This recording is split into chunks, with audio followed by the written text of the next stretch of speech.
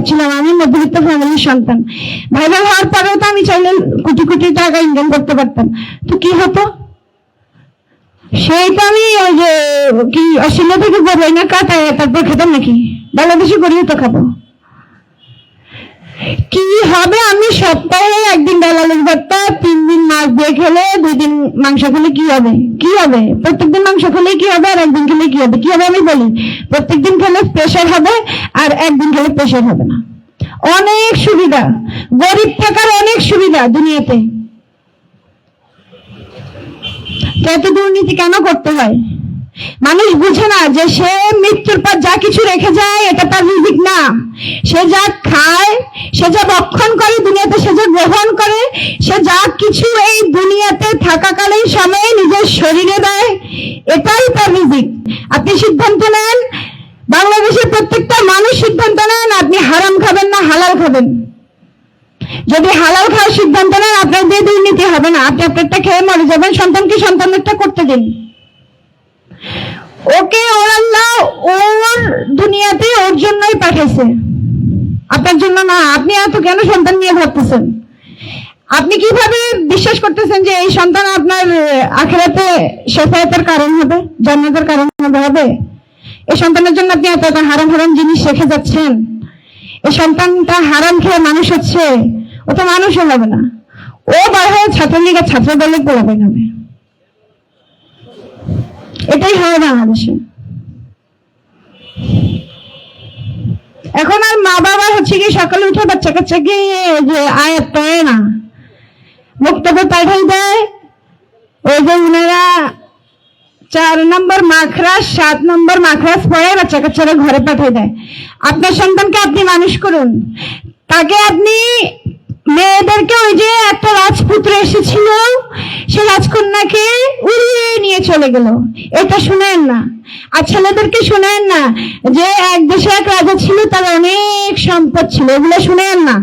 আয়াত শুনান, তাকে বাস্তবতা শিখান, তাকে ঈমান শিখান, তাহলে দেখবেন আপনার সন্তানকে আপনার কর্মসংস্থানের জন্য এত চিন্তা করতে হবে না, হারাম ইনকাম করে রেখে যেতে হবে না। ও নিজেরটা নিজের দুনিয়াতে করে খেয়ে মরে যাবে, সবাই মরে যাবে। আপনার মৃত্যুর সাথে আমার মৃত্যুর সাথে এই দুনিয়ার সকল কিছু শেষ। ওই আল্লাহর সামনে গিয়ে কিভাবে দাঁড়াবেন যে আল্লাহ আপনাকে জন্মের সময় ওয়াদা করে দুনিয়াতে পাঠিয়েছে? উনি তো নিজের উপর জুলুম হারাম করে দিচ্ছেন। আপনি কিভাবে আপনার উপর জুলুম করেন, আরেকজনের উপর জুলুম করেন? কিভাবে করা হয় এইগুলো? ওগুলো থেকে বের হয়ে আসুন। সন্তানকে নিয়ে ঘুমাতে যান, মোবাইল টিপিয়েন না। মা, আজকালকার মায়েদের সমস্যা এটা, বসে বসে মোবাইল টিপে। বাংলাদেশের ছাত্র দলের কে কারো মারছে, এটা দেখে আপনি কি করবেন? আপনি আসবেন নাকি এখানে?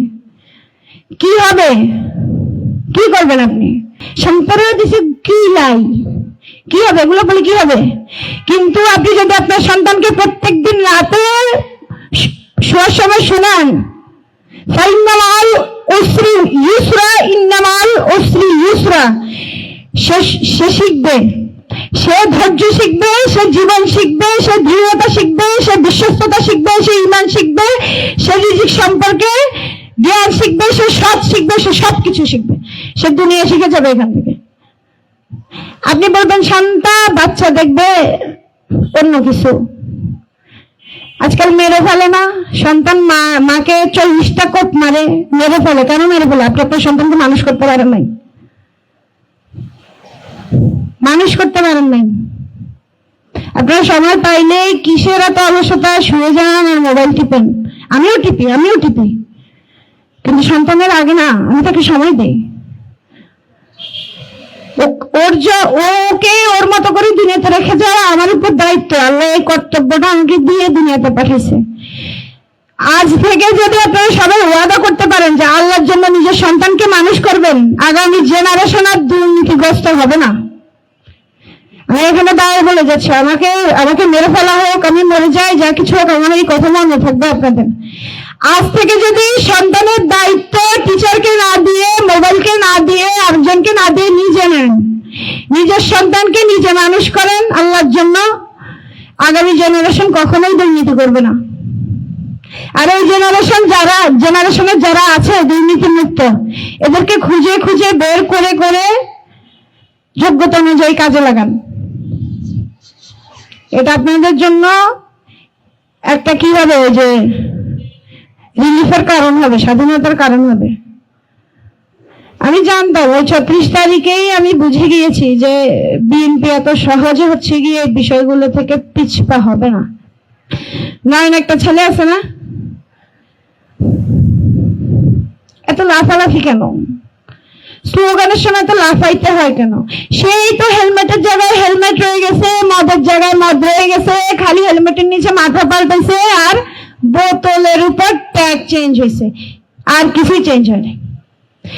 সেই তো দেখি ওই যে ঢাকা কলেজের পাশ দিয়ে ছেলের হাতে বন্দুক, সে আসতেছে, উপর থেকে কে ভিডিও করতেছে, তাকে আঙ্গুল দেখাচ্ছে। আমি থাকলে ওর আঙ্গুল, বুঝতেছেন রাষ্ট্র কোন দিকে যাচ্ছে? বুঝবেন। 6 মাস বলছি না, 6 মাস, এরপর আরো বেশি বুঝে যাবেন। এরপর রাখলে রাখবেন, নয়তো নিজেরা থেকে যাবেন ওইভাবে যেভাবে কেউ 16 বছর 17 বছর ছিল। আমি বুঝি না এরা কি মস্তিষ্ক নিয়ে মানে পৃথিবীতে আসছে। 16 বছর একটা চেতনাকে বিক্রি করে খাওয়ার পরে আল্লাহ তাকে নামাই দিছে। আর এরা ঠিক সেম কাজটাই করতেছে। কি শিখে বাঙালি অতীত থেকে? কোরআন থেকে তো শিখেই না, মনসা থেকে তো শিখেই নেই, এগুলো থেকেও শিখে না। এগুলো তো নিজেদের চোখের সামনে 2 বছর আগের কথা, এগুলো থেকেও আপনারা শিখছেন না। জীবনের স্বাদ কি জানেন? জীবনের স্বাদ হচ্ছে আমি হেঁটে হেঁটে হেঁটে হেঁটে ক্লান্ত হয়ে যাব, কিন্তু কারো রথের পিছনে ছুটবো না। আমি মরে যাওয়ার পর মানুষ বলবে যে একটা সানজিদা ছিল বাংলাদেশে, এটাই আমার জীবন, আমি বেঁচেছি এই আমার নামের অতটুকুতেই, ওই কয়েক সেকেন্ডে, যখন কেউ বলবে সানজিদাই একটা বাংলাদেশ ছিল। আপনারা কি নিয়ে বাঁচবেন? ওই যে আপনারা বাঁচবেন কি নিয়ে? 200 কোটি টাকা 4 তারিখে কেমনে জানি দুবাই চলে গেছে, এইভাবে আরেকজনের বদয়া নিয়ে। ঠিক যেভাবে হাসিনা ওর বাবার নাম দুবাই চলে গেছে দেশ থেকে।